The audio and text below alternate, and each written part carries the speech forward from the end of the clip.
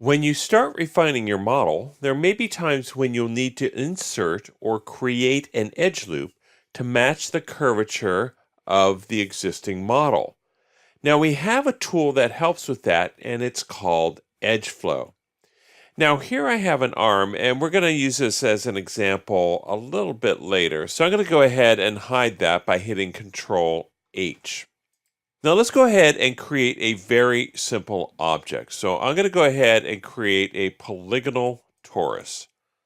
Let's go ahead and drag this out. And then I'm going to go over into my attribute editor, and let's go ahead and dial down our subdivisions axis to, say, 10.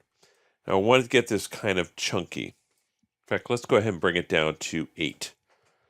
So what EdgeFlow does is it allows you to control how an edge blends in with its adjacent edges. So let's take a look at how this works. It's probably best just to show you.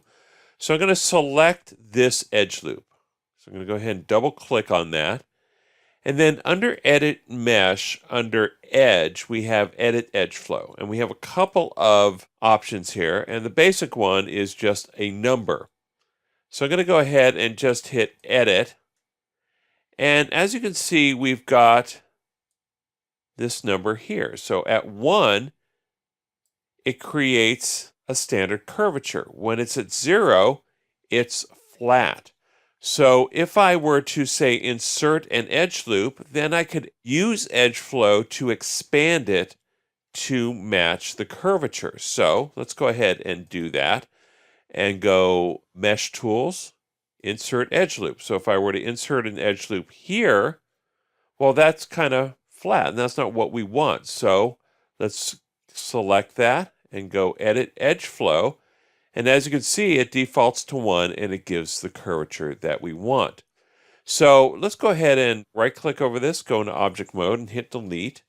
And then let's go ahead, Display, Show, Show Last Hidden. So let's take a look at a more practical example, which is this hand. So the hand has some fingers on it, and as you can see, these fingers are pretty flat along the top. So let's say we wanted to add in some additional detail and to kind of round these out just a little bit. Well, we can do the same thing we did before and insert an edge loop. So I'm going to go to Mesh Tools, Insert Edge Loop, and insert one along the top of that index finger. Now we had that same problem with this that we had before. We inserted some detail, but it didn't puff out the finger like we want to. So let's go into Edit Mesh, Edit Edge Flow. And when we do, it brings that edge flow up and it normalizes or averages the curvature and gives me a pretty good result. So this is without it and this is with it. Now, one of the things about this particular edge is that it does flow all the way down the forearm. But as you can see, it pretty much works even along that forearm. So when you start inserting detail into models, you might want to consider using EdgeFlow to smooth out and round out that detail.